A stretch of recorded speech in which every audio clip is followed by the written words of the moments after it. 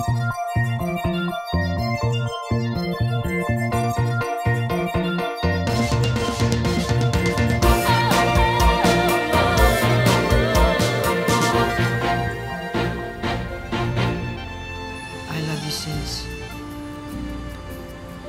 love you with all my heart. Dapat ko rin ba sabihin, I love you too? Siguro sa ngayon, hindi pa alam ng puso mo ang tamang sagot. But when the right time comes, you'll just know. So listen to your heart, okay? Ayokong maging kontrabida ako sa friendship niya ni Lucas. Bigyan ko pa rin siya. Kailangan niya ako. Please, makinig ka naman sa akin. Huwag ka na makipagkita kay Lucas. Hindi ka pwedeng maging malapit kay Cindy. Lalong-lalo na sa pamilya niya. Bakit ba, Dad? Dahil hindi pa itong tamang panahon para malaman mo. Hindi rin itong tamang panahon para patawarin ko kayo. Eh, ba't ka makapagsalita? Ano ba sasabihin mo? Hirap kasi sabihin eh. Sabihin mo na kasi sasabihin mo. Ano yung pasakali? Nagtapat na kasi ako kay Cindy. Sinabi ko na mahal ko siya.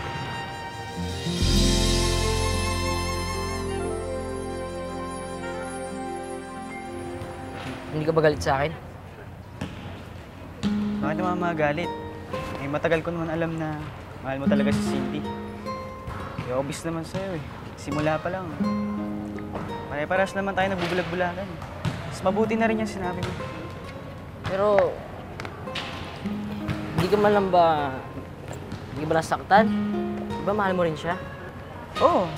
Pero ganun talaga eh. Hindi naman talaga kayo para sa isa't isa. Sa kaibigan lang talaga kami.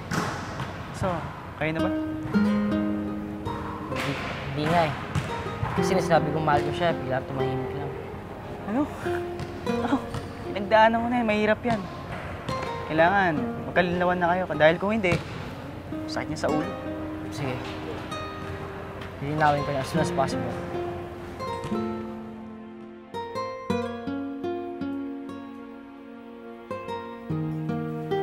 Oh, love. Bakit mo ka nagsisente ka dyan sa family picture natin? Wala, tinitignan ko lang yung baby natin. Laki na niya. Dadalaga na. At kahit anong pakiusap ko, nalayuan si Lucas. Wala, ayaw na makinig sa akin. Ikaw talaga, paano mo nga mapipigilan kung hindi mo pinapaintindi kung bakit hindi pwede? Saka love, kailangan ba natin silang pigilan? Una, mabait naman na bata si Cindy. Mabait din naman si Lucas. I think naman wala namang gagawin mo sa yung dalawa. Since kailangan natin mag-usap, kailangan ko marinig yung sagot mo eh. Kahapon sinabi ko sa'yo mahal kita. Pero biglaan tumahimik. Kagabi dito rin ako makatulog. Please, diretsuhin mo na ako. Gusto mo rin ba ako? Hilda, alam mo naman kung ano nangyari. Kay Jaime at kay Kuya Ben, hindi ba? Kahit ano sabihin natin, damay pa rin mga bata dyan. Oo nga, pero di ba love, matagal na yun. Saka diba, hindi na nga nagpapakita tong si Kuya Ben mo eh. Sigurado naman ako, ayaw naman ng gulo ni Jaime, di ba? Kaya siguro, pwede na natin kalimutan kung ano man yung nangyari dati. Sana nga ganun lang kadali. Bakit hindi natin subukan? Di ba? Para kay Cindy. Love, okay na yung relasyon ng pamilya natin. Okay na tayo, di ba? Okay na kami ni Cindy. Ayoko na ma-strain yung relationship namin dahil sa mga ganyang stress, di ba? Baka naman pwede. Kung pwede lang naman, please. Subukan natin kalimutan lahat ng mga masasamang nangyari noon. Sige, subukan natin.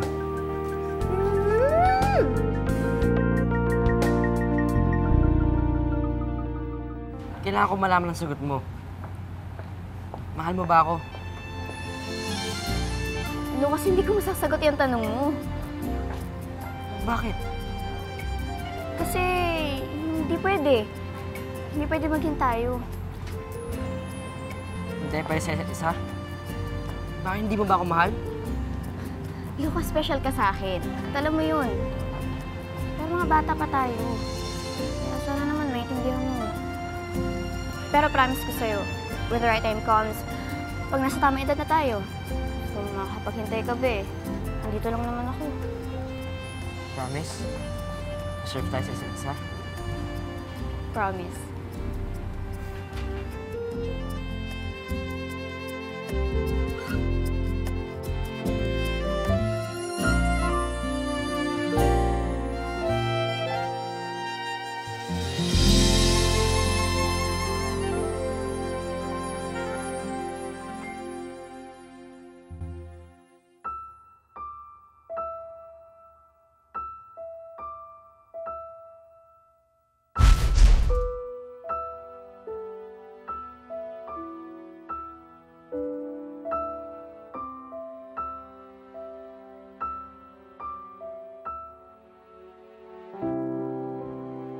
Gusto mo, mag-ibang bansa na lang tayo.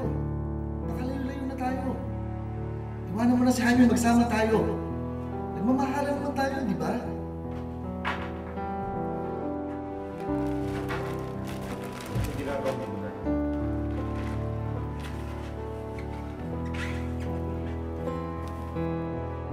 Ano ibig sabihin nito? Sige, saktan mo ako, saktan mo ako. I know I deserve it, and I'm sorry. I'm so sorry. Sorry. Parati mong sinasabi sa akin, sorry! Pero parati mo pa rin ginagawa. Mukha mo sa akin, gago? Olivia, binigay ko sa'yo lahat. Lahat! Ngayon sabihin mo sa akin, ano kulang? Ha? Anong kulang? Ano? Hindi mo lang kami kasalanan!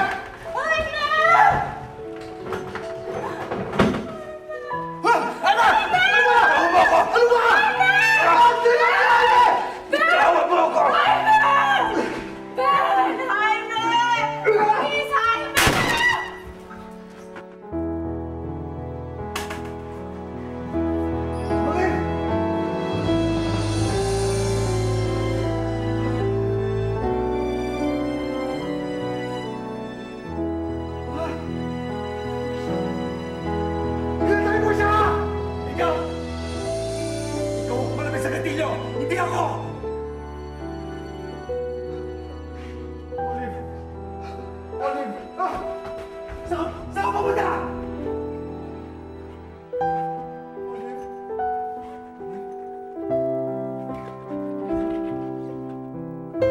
Olive!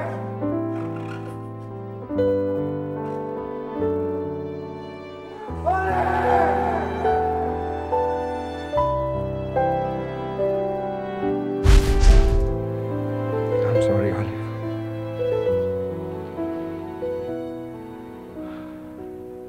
I'm sorry sa lahat.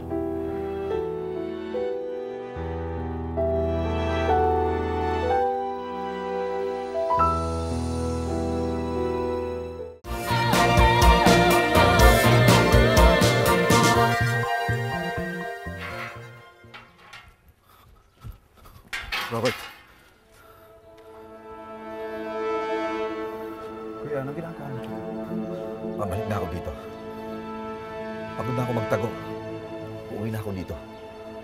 Ano sinasabi mo? Gusto mo bang maggago na? Bakit si Jaime? Bumalik na siya, hindi ba? Kita kami ni Val nung isang araw. At nabanggit niya sa akin nandito na si Jaime Infante. Kung siya pwedeng bumalik, ako rin. Kuya, sandali. Alam mo ba kung ano pwede mangyari? Pwede kang makulong. Bakit? Ako lang ba may kasalanan dito? Si Jaime rin may kasalanan, ha? Kung tutuusin niya, siyang mas may kasalanan sa nangyari.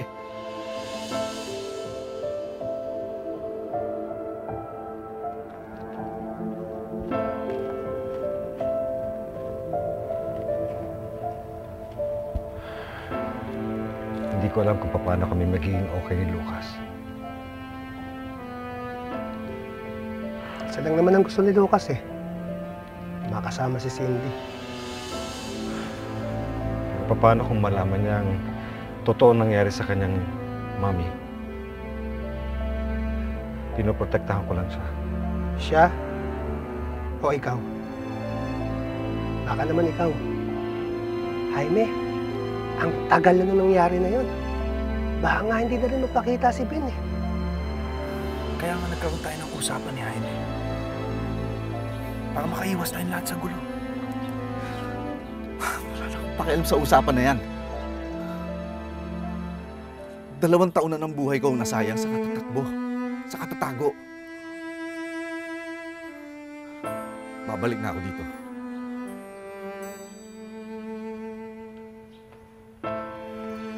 Basta ayokong madamay sa gulo ang pamilya ko.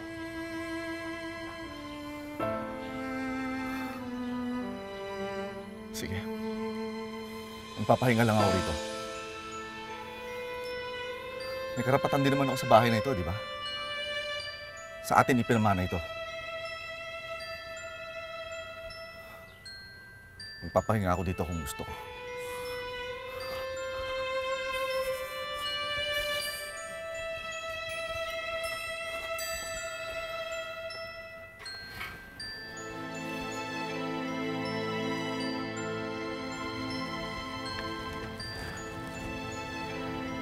Mahirap na, Raf. Mabuti nakakasigurado. Ikaw, desisyon mo yan. Pero pag-isipan mong maigi. Kasi kung ako sa'yo, aba, piliin mo yung anak mo. Gawin mo yung lahat para magkasundo kayo. Pero may problema pa rin tayo eh. Ano? Mga tatay natin. Bakit naman? Ayoko naman kasi nga magkaproblema kami ni Daddy dahil sa friendship natin. Eh, hindi rin naman magkasundo yung Daddy ko tsaka yung Papa mo, di ba? So, anong balak mo?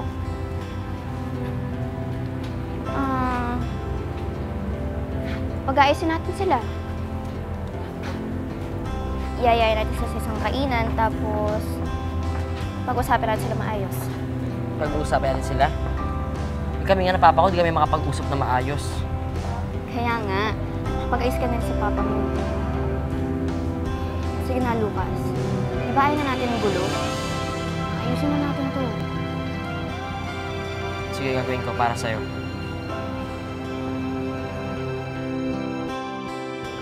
Bakit na seryoso mo? Ha? Naliligaw ba si Daniel kay Natalie? Hindi mo ba alam? Direreto ni Jimbo si Daniel kay Natalie. Si Jibo mismo yung nagre-reto kay Daniel? May gusto ba naman si Daniel kay Natalie? Liligawan niya ba kung hindi? Sandali nga. Ba't ba tanong ka ng tanong tungkol sa kanila? Tsaka, napapansin ko rin kanina ka pa tanong ng tanong tungkol kay Natalie. May gusto ka ba sa kanya? Ha?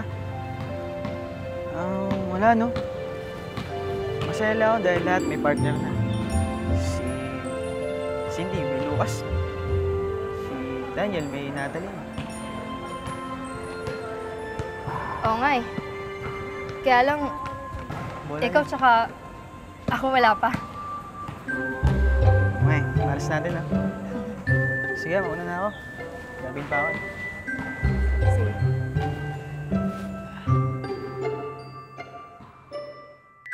Ma? Tito Ben. Cindy.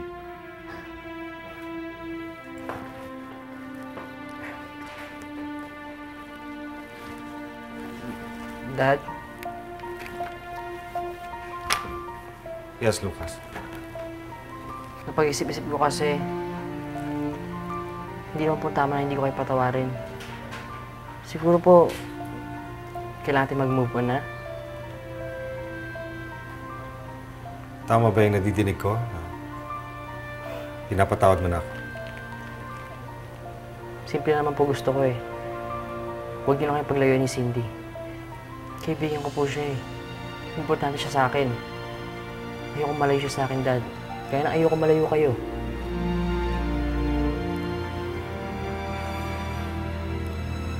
Kung talaga importante sa'yo si Cindy, sige, pumapayag ako na maging magkaibigan kayo. Dahil para sa akin, importante itong nangyari ngayon. Nagkaayos na tayo.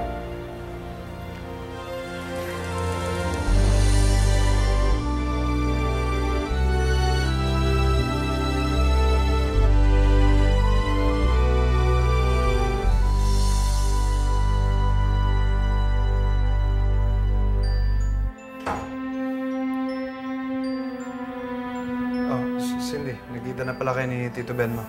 Opo. Ang tagal ko po hindi nakita si Tito Ben eh. Teka, bakit ngayon po kayo nakadalaw dito? Alam mo naman, marami ako nasikaso sa probinsya eh. Pero ngayon, dito na ako. Dito na ako titira. Eh di mag-celebrate tayo. Kaya tayo sa labas? Game! Akong taya! Yes! Game? Sige, tara. Celebrate tayo, Dad. Kaya tayo sa labas. Sure. Oo nga, total. Marami na akong utang sa'yo. Ikaw, saan mo gusto kumain? May alam po ko na malapit na restaurant. Masarap. Talaga? Baka naman gusto mo kumain sa hotel para buffet, eat all you can, or maybe at the Hindi. fort, or... Okay na po doon. Mas malapit. Okay, sige. Kung saan mo gusto.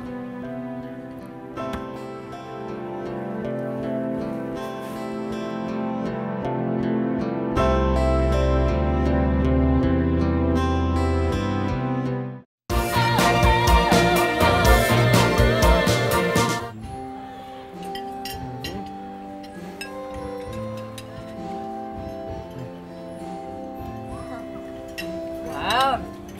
16 years old. Grabe. Since? Sino yung nanap mo? May inaantay ka ba?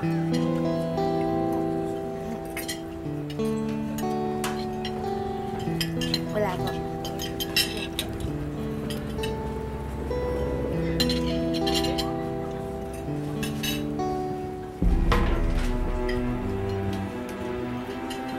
Ano ibig sabihin nito? Dinala po namin kayo dito kasi gusto namin magkaisa tayong lahat. Lucas, is this some kind of sick joke? Huh? This is too much! Jaime, sandali. May usapan tayo, di ba? Hindi ka tumupad sa usapan. Mag-usap na tayo. Let's go!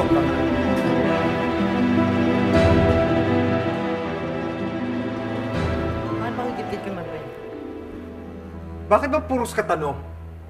You're too young to know. Ayun na naman kayo eh. Sinasabi niyo bata pa ako para kausapin niyo. Kaya hindi ko maintindihan eh. Ba't di niyo paliwanag sa akin? Because there's nothing to explain. I told you before, Cindy is trouble. Gugulin lang tayo ng pamilya niya. Bakit ba, Dad? Nakita mo na yung ginawa mo? Kami lahat, dinadamay mo pa sa gulo. Bakit ba kailangan ako lang ang magdusa rito? Hindi lang naman ako may kasalanan sa mga nangyari eh. Bakit? Sino bang naninisi sa'yo?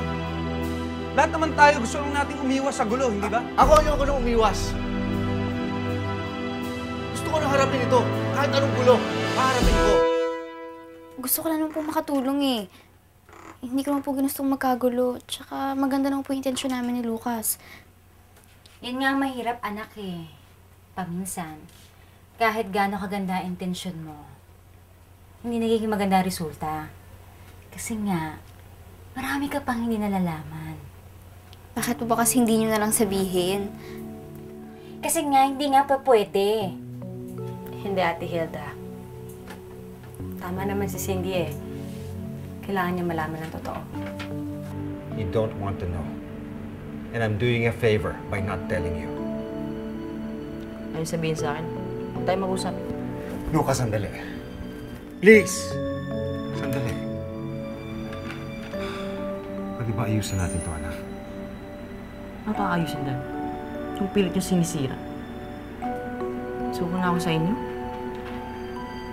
Bumalik tayo sa dati, Dad. Na kunyari, okay tayo.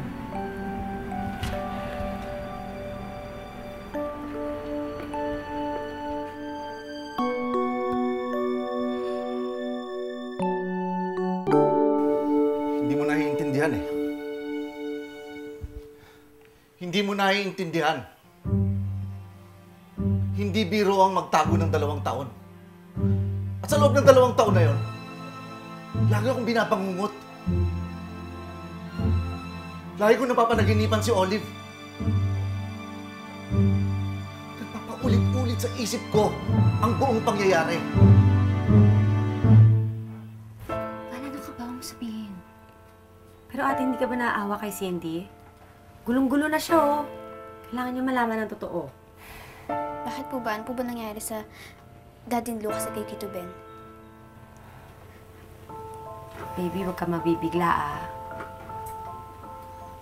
Si Kuya Ben kasi, at yung mami ni Lucas, nagkaroon sila ng affair.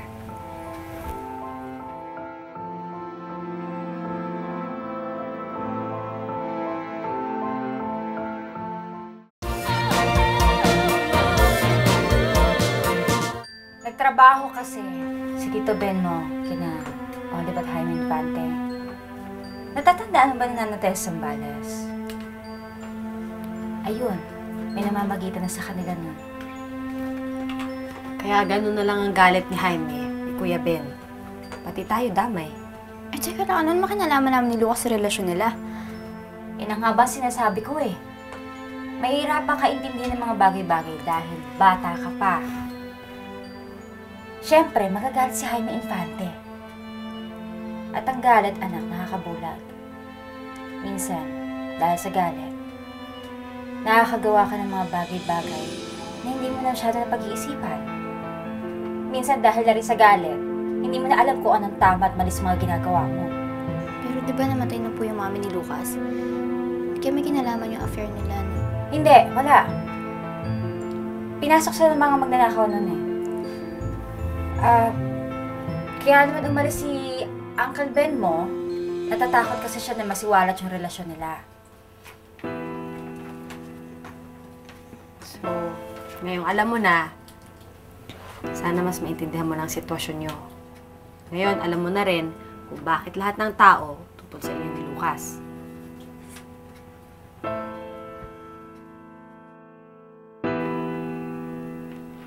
Sana nandito ka na lang, Ma.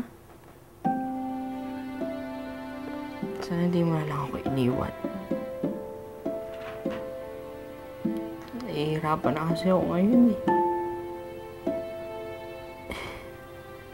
Hirap na ako kay Papa. Hindi ko na alam kung anong gagawin ko. Pero ngayon alam ko na kung bakit. Ano po bang dapat kong gawin? Dapat ko ba sabihin kay Lucas? Wag, Sins. Issue nila yun ng daddy niya. Hayaan mo silang dalawa ang mag-usap. Kahit na, issue pa rin namin to. Kung ito pinag-uugatan na problema nila ng papa niya, problema namin. Bilang kaibigan, dapat kong sabihin sa kanya. Kasi ako, gulong-gulo na sa nangyayari. Paano pa kaya siya? Pero Sins, hindi ka ba mas natatakot na lalong mas magiging magulo kung malalaman niya ni Lucas? Baka lalo mas masaktan si Lucas. Alam mo kasi, anak, paminsan, kailangan nating itago ang katotohanan sa mga taong mahal natin para hindi sila masaktan. Pero di ba nagsimula naman po ito sa mga issues na ibig pag-usapan, tinatago? Tama naman si Cindy, ate. Kaya nga sa susunod, kapag may problema, pinag-uusapan agad. Para hindi na lumala. Di ba? Oo nga. Kung nagsisimula pa lang yung problema. Pero iba to. Lumaki na yung problema eh. Komplikado ng mga bagay-bagay. Basta Sins, makinig na lang sa akin. Kung ano man yung nalalaman mo ngayon, sarilinin mo na lang. Huwag mo na sabihin kay Lucas. Maniwala ka. Mas makakabuti para sa lahat at lalong-lalo na para sa'yo. Kung sasarilinin mo to. Sige po. Kung ano sa tingin niyo mas tama. Please, ha?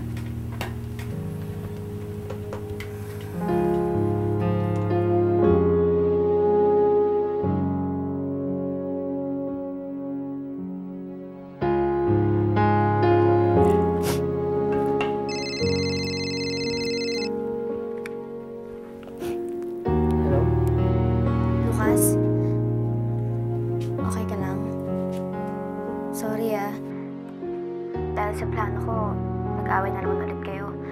Hindi ko naman kasi alam kakilala pala si Tito Ben tsaka yung papa mo eh. Hindi ko alam magkaaway pala sila. Nakakatawa nga eh. Ang tagal natin magkakilala, ngayon ko nalaman dito pala si Mang Ben.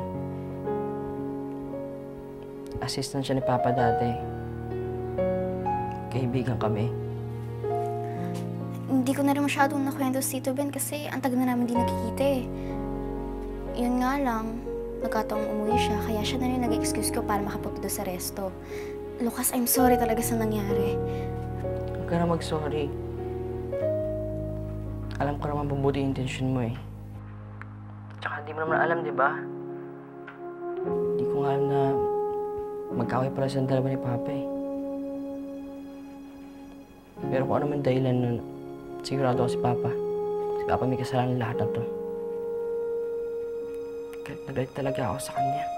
Lucas, huwag mong sabihin yan. Papa mo pa rin siya. Since, kung papipiliin lang ako, kung pwede lang palitan yung tatay ko, gagawin ko na. Basta since, huwag mo akong iiwan.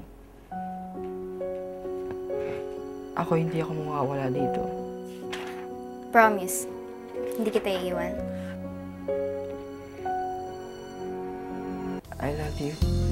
Ano ba naman? Sige na, babay na. Tulog ka na. Kita na tayo bukas school, ha?